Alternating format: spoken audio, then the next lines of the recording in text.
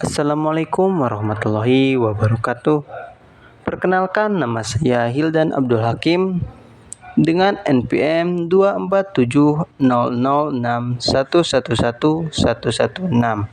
Prodi Informatika Fakultas Teknik Universitas Siliwangi.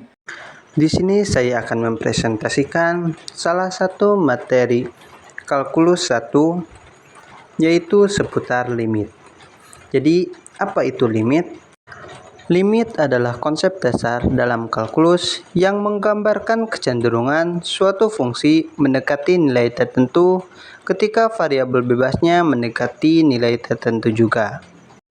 Di sini ada rumus dasar dari limit, yaitu lim x mendekati a, fx sama dengan z. Lim ini singkatan dari limit, variabel di bawah lim dibaca x mendekati a. Lalu fx itu yaitu suatu fungsi yang nilainya bergantung pada nilai x, dan z yaitu nilai limit dari fungsi fx. Di sini ada beberapa jenis-jenis limit. Yang pertama, limit fungsi. Yang kedua, limit kiri dan kanan. Yang ketiga, limit tak hingga. Dan yang terakhir, limit trigonometri. Mari kita bahas satu persatu. Yang pertama ada limit fungsi.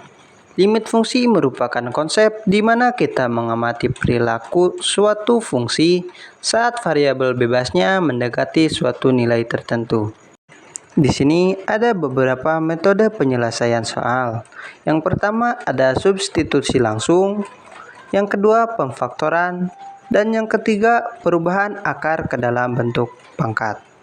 Di sini ada beberapa contoh dari limit fungsi, di mana yang pertama menggunakan penyelesaian substitusi langsung, contoh yang kedua menggunakan penyelesaian pemfaktoran, dan untuk contoh yang ketiga menggunakan perubahan akar ke bentuk pangkat. Selanjutnya kita ke jenis yang kedua, yaitu limit kiri dan kanan. Limit kiri dan kanan merupakan konsep di mana nilai limit dari suatu fungsi dikatakan ada jika nilai limit kiri dan kanan mempunyai nilai yang sama. Namun, jika nilai limit kiri dan kanan tidak sama, maka nilai limitnya tidak ada. Di sini ada dua bentuk limit kiri dan kanan. Yang pertama, limit kanan ditulis sebagai limit fx sama dengan i, yang artinya jika x mendekati a dari sebelah kanan, maka fx mendekati i. Dan yang kedua, limit kiri ditulis sebagai limit fx sama dengan 1. Di sini ada contoh limit kiri dan kanan serta penyelesaiannya. Jenis yang ketiga yaitu limit tak hingga. Limit tak hingga adalah konsep yang melibatkan lambang tak hingga dan negatif tak hingga, yaitu bila nilai fungsi fx membesar atau mengecil tanpa batas, atau bila x membesar atau mengecil tanpa batas. Di sini ada dua contoh.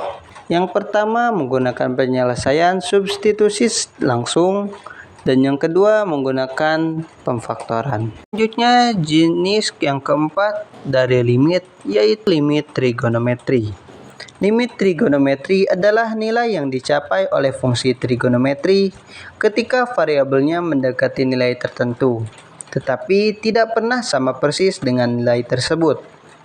Limit trigonometri merujuk pada konsep limit yang melibatkan fungsi trigonometri seperti sin x, cos x, atau fungsi trigonometri lainnya saat variabel mendekati suatu nilai tertentu.